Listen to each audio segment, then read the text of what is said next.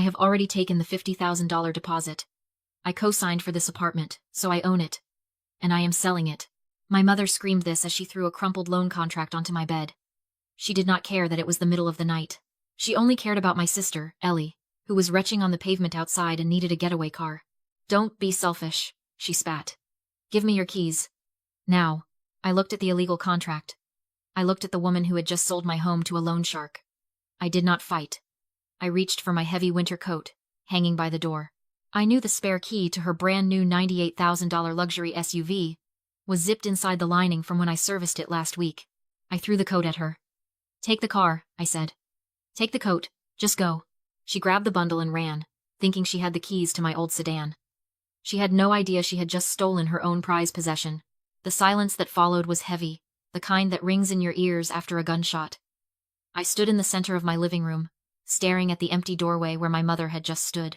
The air still smelled of her perfume, a cloying floral scent that she wore like armor. I did not go to the window to watch them leave. I did not need to. I knew exactly what was happening.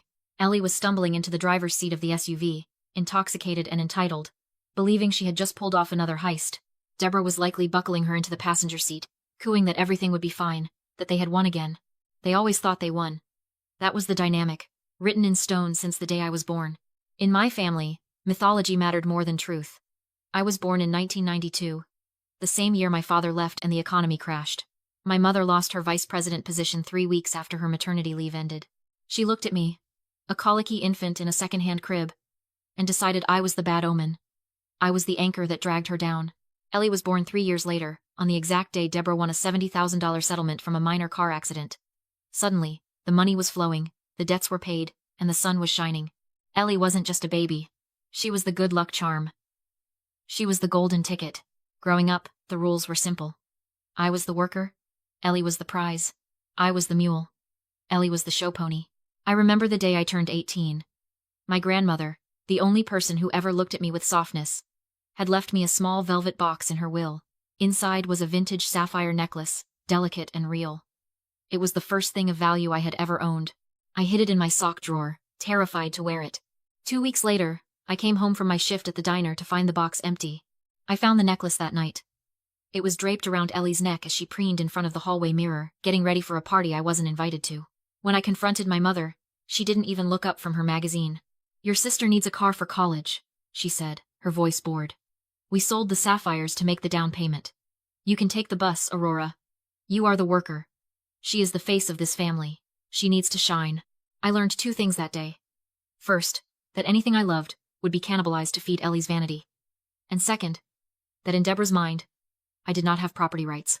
This is what I call the benefactor's delusion. It is a specific kind of madness found in parents who view their children not as people, but as investments. Deborah believed that because she birthed me, because she fed me, because she signed a permission slip or a loan document once upon a time, she retained feudal ownership over my entire existence. She looked at this apartment, my sanctuary, and she didn't see my name on the deed. She didn't see the 5 years of mortgage payments I had scraped together by skipping meals and working 60-hour weeks. She saw a co-signature she had scribbled on a piece of paper 10 years ago. In her twisted logic, that signature made her the lord of the manor, and me the serf. I was just a steward, keeping the seat warm until she decided to liquidate her asset. She truly believed she had the right to sell the roof over my head at 3 in the morning to pay off a gambling debt. She believed I would just accept it, just like I accepted the loss of the sapphires. But she forgot that the worker sees everything. The worker learns how the machinery operates, and the worker knows exactly which lever to pull to bring the whole factory down. I walked to the window. Down on the street, the taillights of the SUV flared bright red, then peeled away into the darkness. I checked the time on my phone. 3:22 in the morning. I did not call the police. I did not call to warn them that Ellie was too drunk to drive a vehicle with 400 horsepower. I simply watched the red lights fade into the distance, and I waited for the sound of the crash. 3:20 in the morning. I stood at my bedroom window, looking down at the street through the slats of the blinds. The rain had started to fall, a cold drizzle that made the asphalt shine under the streetlights. Down below, the scene was playing out exactly as I had calculated. Ellie was fumbling with the heavy winter coat I had thrown at them. She was shivering. Not just from the cold, but from the chemical panic of withdrawal. I watched her hands shake as she dug into the lining. Then, the flash. The amber parking lights of the massive black SUV blazed to life. The vehicle was a beast. A limited edition luxury tank that my mother, Deborah, had bought 3 months ago to celebrate her imaginary status as a real estate mogul. It had 400 horsepower, heated leather seats, and a complex sensor system that Ellie, in her current state, had no hope of navigating. Ellie did not hesitate. She did not check the mirrors. She did not adjust the seat. She climbed in, and the engine roared to life, a deep, guttural growl that vibrated against my window pane. I picked up my phone. My thumb hovered over the call button. It was a reflex, a phantom limb from a lifetime of fixing their messes. The old me, the me who paid the mortgage and apologized for existing, would have called them. I would have run downstairs in my pajamas, screaming that they were taking the wrong car, that Ellie was too impaired to drive, that they were about to make a mistake that would cost them everything. But I froze. I looked at the phone, and then I looked at the handwritten loan agreement still lying on my bed. The paper that sold my sanctuary for $50,000. This is where I learned the most important lesson of my life. I call it the power of silence. We are taught that love means intervention. We are taught that if you see someone walking off a cliff, you grab them. But what if that person has spent 20 years pushing you toward the edge? What if saving them only gives them the strength to try and destroy you again tomorrow? I realized then that my silence was not passive. It was a weapon. It was a strategic choice. Napoleon once said, "Never interrupt your enemy when he is making a mistake." Deborah and Ellie were in the middle of the biggest mistake of their lives. If I intervened, I would just be the annoying daughter ruining their escape. I would be the villain again. But if I stayed silent, if I let gravity take over, then I wasn't doing anything. I was just the witness. I lowered the phone. I did not dial. I did not run downstairs. I watched the SUV lurch forward. It clipped the neighbor's recycling bin, sending plastic bottles skittering across the wet road. The brake lights flared red, angry and bright, and then the car accelerated. It sped down the block, swerving slightly over the center line, disappearing around the curve at the end of the street. I stood there for a long time, counting the seconds. 1, 2, 3. The sound came about 40 seconds later. It wasn't a loud explosion like in the movies. It was a dull, sickening crunch. The sound of expensive metal folding in on itself. The sound of glass shattering against concrete. It echoed up the quiet street. A final, definitive period at the end of a sentence. Then, silence returned. I did not gasp. I did not call the police. I knew that in a neighborhood like ours, someone else would make that call within minutes. Sirens would be coming. I turned away from the window. I walked back to my bed, picked up the illegal contract my mother had thrown at me, and folded it neatly. I placed it on my nightstand. I climbed back under the covers and closed my eyes. I didn't sleep, of course. The adrenaline was humming in my veins like a live wire, but I lay there, breathing steadily, waiting for the sun to rise on a brand new world, a world where I was no longer the fixer. I was the architect. And the demolition had just begun. The sun rose at 6:14. The light was gray and unforgiving, the kind that exposes every crack in the pavement and every lie told in the dark. My phone buzzed with a notification from the police scanner app I kept for neighborhood alerts. A luxury vehicle had been found abandoned in a drainage ditch 3 miles east. The driver had fled the scene. Hit and run. I poured myself a cup of black coffee and sat down at my desk. It was time to go to work. My mother, Deborah, liked to believe she was a master manipulator, but she had a fatal flaw. She was lazy. She believed that details were beneath her. When she bought that $98,000 SUV, she hadn't bothered to set up the telematics system or the cloud account. She had thrown the manual at me and said, "Fix it. I don't have time for tech support." So I did. I set up the account. I linked it to my email address. I created the password. And because she never asked for it, I never gave it to her. I opened my laptop and logged into the dashboard. The interface loaded instantly. 1 click. And the truth flashed on the screen. I downloaded the interior dashcam footage from the previous night. The video was crisp, high-definition evidence of a felony. On screen, Ellie was slumped in the driver's seat, one hand on the wheel, the other holding a bottle of vodka she must have stolen from Deborah's liquor cabinet. The timestamps matched perfectly. 3:22 a.m. "Look at me." Ellie slurred to the empty passenger seat, her eyes glassy. "Driving Mom's tank. Aurora is probably crying in her ugly little sedan right now. Who cares if I scratch it? Mom will just buy another one." She took a swig. She laughed, a harsh, ugly sound. Then she swerved. The camera shook violently as the car clipped the guardrail, spun, and slammed into the concrete embankment. The airbags deployed in a cloud of white dust. The feed cut to static. Then silence. I saved the file to 3 different hard drives and a cloud server. I named the folder the Boomerang. Deborah thought she was protecting her golden child. She thought she could just hide the car, report it stolen later, and claim the insurance money to pay off the shark. She didn't know that I had a high-definition recording of her favorite daughter committing a DUI and a hit-and-run in her vehicle. But that was just the appetizer. I needed the main course. I walked over to the fireproof safe bolted to the floor of my closet. I spun the dial left, right, left. The heavy steel door swung open. Inside lay a single blue folder. I took it out and laid it on the desk next to the crumpled loan agreement Deborah had thrown at me hours earlier. The contrast was poetic. Deborah's document was a handwritten, illegal mess, scrawled by a desperate woman. My document was a certified quitclaim deed. Notarized, stamped, and filed with the county clerk 6 months ago. Back then, I had told Deborah I needed to refinance the mortgage to lower the monthly payments. I told her it would save her money. She didn't read the fine print. She didn't notice that the new terms required the cosigner to be removed from the title to qualify for the better rate. She just signed where I pointed, eager to get back to her brunch. Arrogant enough to believe her signature on the original loan gave her eternal ownership regardless of what the new deed said. She was wrong. According to the state of Oregon, Deborah Henderson had zero legal claim to this property. She was not an owner. She was not a landlord. She was a stranger who had just accepted $50,000 for a house she did not own.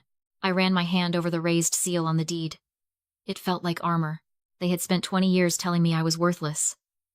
They had treated me like a servant, a bank account, a problem to be solved. They thought I was weak because I stayed silent. They thought I was stupid because I paid the bills. They forgot that the person who pays the bills keeps the receipts. I put the deed in my bag. I put the flash drive with the dashcam footage in my pocket. I finished my coffee. The phone rang. It was Deborah. I let it ring 3 times before answering. Her voice was ice cold, terrifyingly calm. "Come to the insurance adjuster's office downtown," she said. "Now." "Why?" I asked, playing my part. "Because if you don't," she hissed, "I will tell that man you ran away with his $50,000. He breaks legs for a living, Aurora. Be there in 20 minutes. I hung up. I checked my reflection in the mirror. I looked tired, but I looked sharp. I put on my blazer. I wasn't walking into a trap. I was springing one. I drove downtown with the windows down, letting the cold air sharpen my focus. My mother had chosen the location carefully. The insurance adjuster's office was in a glass and steel tower in the financial district. The kind of place designed to make you feel small. It was neutral ground, or so she thought. To her, it was a stage where she would perform her greatest act. The grieving mother cleaning up her daughter's mess. I parked my sedan 3 blocks away. I checked my reflection in the rearview mirror one last time. I was not wearing the stained hoodie of a victim. I was wearing my charcoal blazer, a silk blouse, and stilettos that clicked like gunshots on the pavement. I had my hair pulled back tight. I looked like a woman here to close a deal, not confess to a crime. Deborah was waiting for me in the lobby. She looked flawless in her navy. Big escrow suit, hair set, makeup perfect, but her hands kept clenching at her sides. When she saw me, she scanned my outfit. Disappointed. She wanted a broken scapegoat, not an executive. She yanked me into a corner by the elevators and hissed the script. I borrowed the keys for milk. Mistook the car in the dark. Hit a guardrail. Panicked. Fled. And I'd pay the deductible. "Why would I confess to a felony?" I asked. "That's insurance fraud." Her smile was all teeth. "If I didn't sign," she said. "A man upstairs, Mr. Vance, the investor who wired her $50,000 last night, would be told I'd run off with his money. He breaks legs for a living," she whispered. "Sign and save yourself." She thought she'd cornered me. She didn't know I'd already disarmed the trap. "Okay," I said. "Let's go upstairs." In the elevator to the 12th floor, she fixed her lipstick like she was about to win. I hugged my iPad to my chest inside my bag. The dashcam footage, and the deed. Room 4B was a glass box with stale, heavy air. Mr. Henderson, the senior claims adjuster, waited at the head of the table, tired in the way men get after hearing every lie. Mr. Vance sat in the corner, watching Deborah like a pending transfer. Ellie lurked in oversized sunglasses, hungover and small. Henderson slid 1 page across the mahogany. Because Ellie was an excluded driver and because of the crash, the claim only worked if the car was taken without consent by a covered family member. He looked at me. "By you." Deborah picked up the pen. Suddenly calm. "Performing martyrdom." "It breaks my heart," she said, voice trembling on cue. "Aurora took the keys, took the car. I didn't know until it was too late." She stared me down. "Sign, or the shark gets you." I stayed silent long enough for her to commit. She signed Deborah Henderson, dated it, and pushed the affidavit back. The trap snapped. felony insurance fraud, perjury, all for a $98,000 payout. Henderson lifted the paper. And you, Miss Henderson? I do, I said, and set my iPad in the center of the table. My mother is mistaken. I didn't take the car, and neither did she. I pressed play. Ellie's voice blasted from the dashcam drunk, gloating about Mom's tank, sneering that I was probably crying in my ugly little sedan. A bottle clinked. Then the violent swerve, the crunch of impact, and dead silence. I paused it. Henderson's boredom turned into cold focus. Mrs. Henderson. Is that Ellie's voice? The excluded driver? Deborah went ash gray. It's fake, she stammered. Manipulated. It's cloud time stamped, I said. Uploaded at 3:22 a.m. The exact time of the crash. Henderson picked up his phone. Security. Get the police liaison. We have a Code 3 fraud in progress. Vance stood, chair scraping like a threat. Car's dead. I don't care. I want my deed, Deborah. You said the girl would sign the house over today. Deborah spun to him, frantic. Yes, she has it. I co-signed. I own it. She stabbed a finger at me. Give him the papers, Aurora. I slid a blue folder across the table. Read it. Vance scanned the certified quitclaim deed. Deborah's notarized signature from 6 months ago.